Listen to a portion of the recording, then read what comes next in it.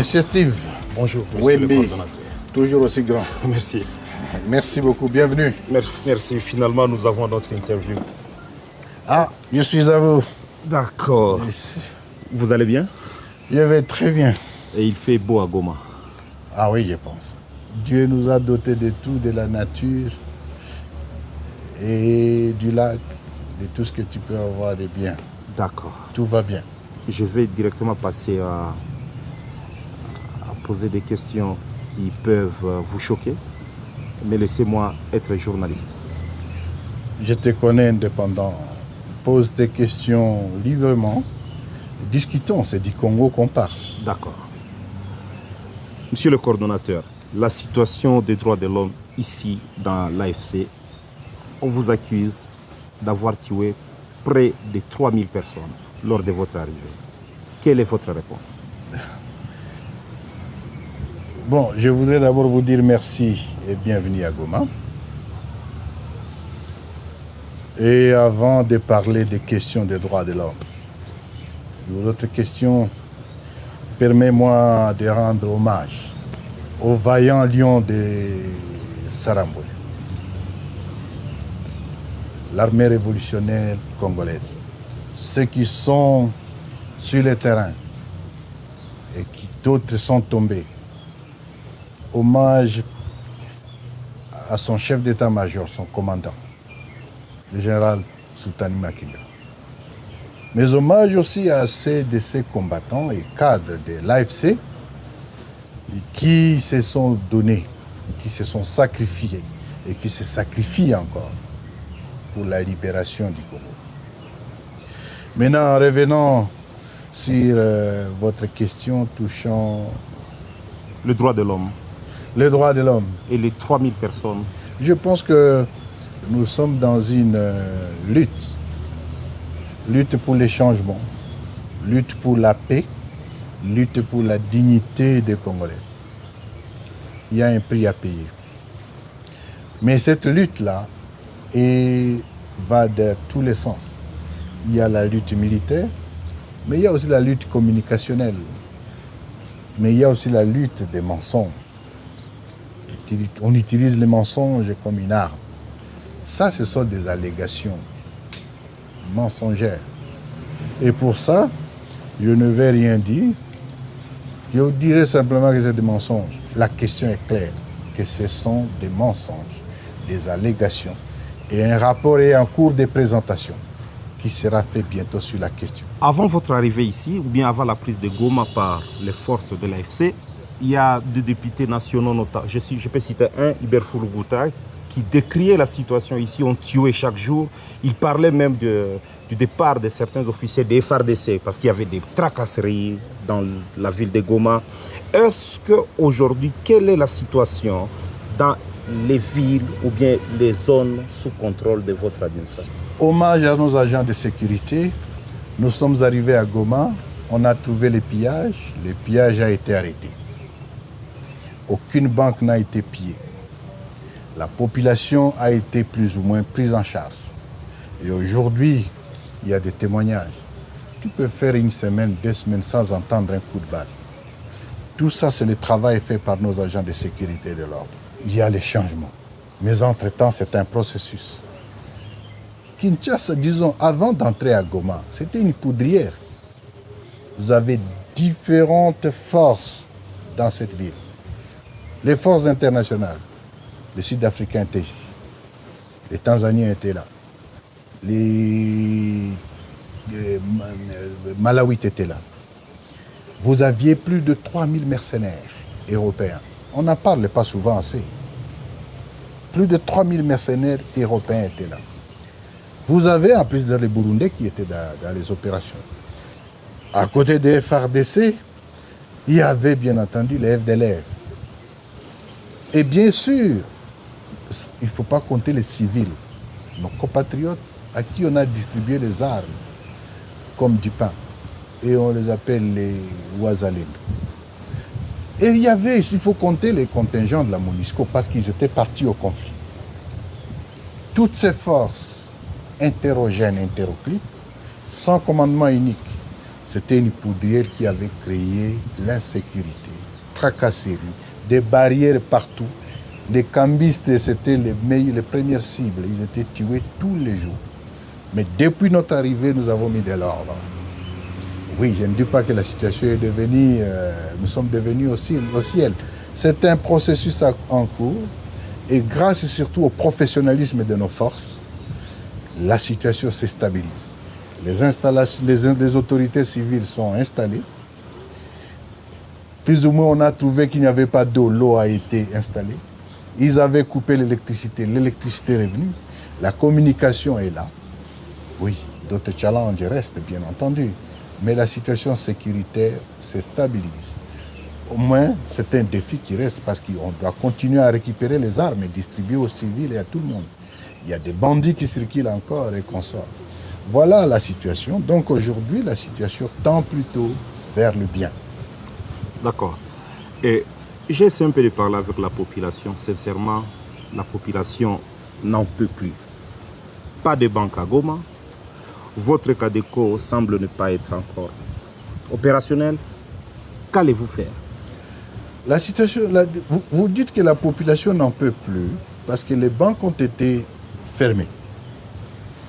C'est une décision délibérément prise par M. Tshilombo pour punir la population de l'Est. Parce qu'ils sont swahiliphones. Les banques sont fermées sur ordre de Tshisekedi.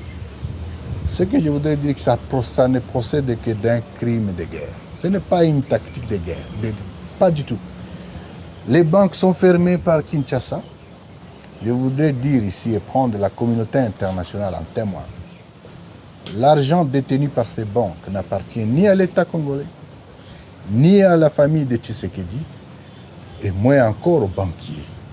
L'argent appartient aux épargnants, à la population, aux enseignants, aux agriculteurs, aux opérateurs économiques, aux médecins qui vivent à l'Est.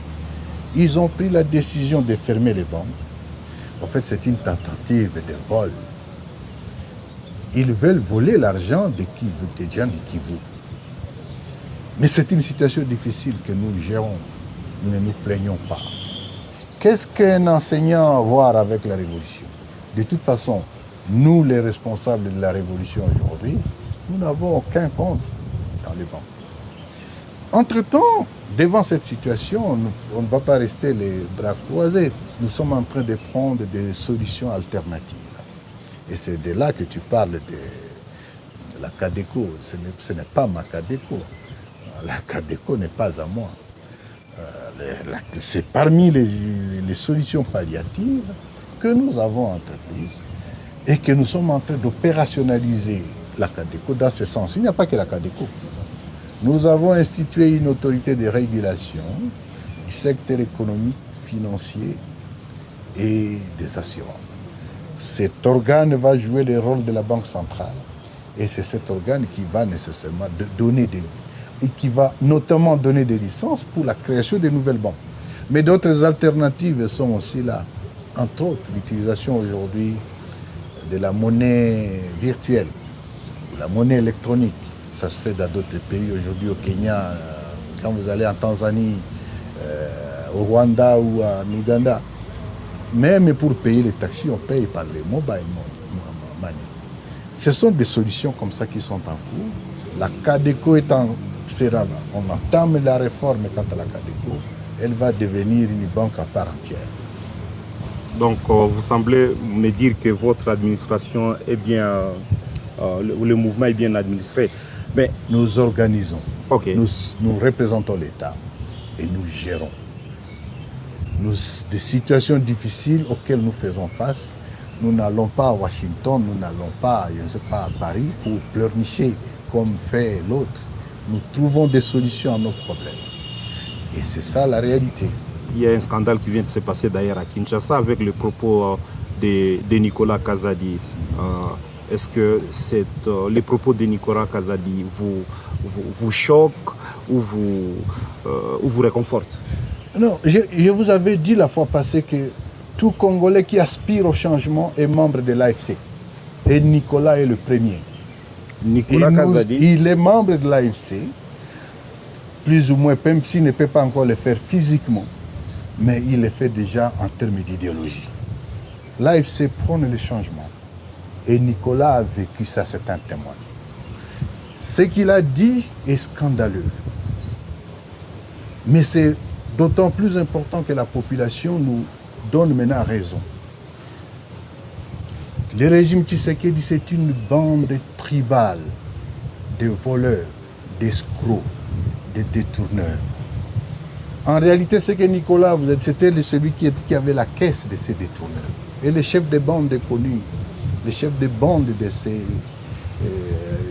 cette rapine, c'est lui-même, M. Tshilombo. Ce qu'il a dit, je lui dis coup de chapeau parce qu'il a dit la vérité. Ce qu'il a dit, de toute façon, vous n'avez pas encore su. Vous savez ce qui se passe aujourd'hui au niveau du trésor. Tout ce qui rentre au trésor, ça sort le soir. Et c'est pour aller à la famille présidentielle ou du moins à la présidence. Tu sais ce qui se passe? Même pour payer les agents maintenant, on fait recours aux entreprises. On a vidé toute la trésorerie. Les entreprises d'État ou bien les établissements d'État comme Fomine et consorts, c'est tout ce qui vient et qui est parti. Il n'y a plus aucune règle. Et c'est d'autant plus grave que toutes les institutions sont infantilisées. Le Parlement ne peut faire aucun contrôle. Et tout ministre qui ose même dire que non, telle entreprise, on va faire un contrôle, c'est lui-même le voleur en chef, le président, M. Tshilombo, qui interpelle les assemblées nationales, les membres, les députés nationaux et les sénateurs de ne pas interpeller les ministres, qui demande aux ministres d'arrêter de suspendre ou de prendre des actions disciplinaires quelconques contre les mauvais gestionnaires d'entreprise. C'est grave. On n'a jamais vécu ça et le pays est dos au mur. On a infantilisé les institutions, on a mis la terreur pour que personne n'ose soulever un mot. Et tout ça, c'est grave, c'est tout simplement inacceptable. Et c'est la raison pour laquelle je vous dis que tout Congolais est membre de l'AFC, parce que tout Congolais aujourd'hui aspire au changement, à ce qu'on balaie cette racaille. Le changement est voulu et attendu de tous. Vous critiquez la gestion de Tshisekedi.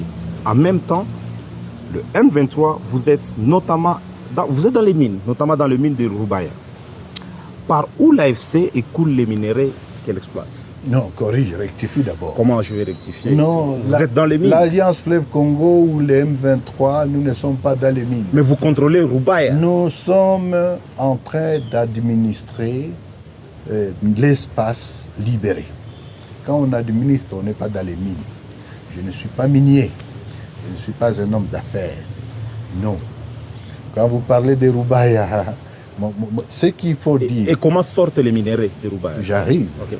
Permets-moi de te répondre, M. Wembi. Nous sommes arrivés à Rubaya il y a juste 11 mois. Et dès que nous sommes arrivés, avant même qu'on arrive à Rubaya, nous avons pris une décision.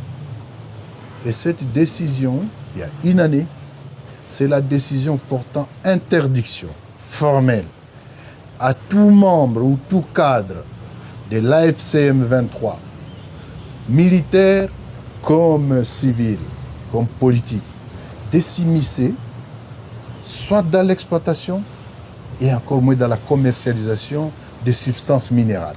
L'activité minière dans les territoires qui sont les nôtres, pour des contraintes que nous subissons, c'est une activité en berne. Et c'est l'activité pour laquelle nous devons mobiliser les opérateurs économiques. Quant à ce, pourquoi c'est en berne? La question bancaire est importante. Nous continuons, l'insécurité dans certaines zones d'exploitation est encore là, et qu'on sort. Mais la question, posons-nous quand même la question. Avant que l'AFC M23 n'arrive à Rubaya, avant ces minerais, qui exploitait? Mais c'est la famille Tshisekedi qui exploitait ça. C'est la famille Tshisekedi qui a ravi cette mine à M. Mwanga Tchouchou. Où est-ce qu'ils exportaient? Ils exportaient toujours par le Rwanda. Ils exportaient toujours par l'Ouganda. Ils exportaient toujours par le Burundi. aucune substance minérale ne part d'ici vers Kinshasa parce qu'il n'y a pas de route. Pourquoi vous ne posez jamais cette question? On dit, mais comment vous le faisiez ça? Non, je vous confirme encore, l'Alliance Fleuve Congo M23 n'est pas dans les mines, n'est pas dans les business. Nous voulons le changement du pays pour la dignité du Congolais.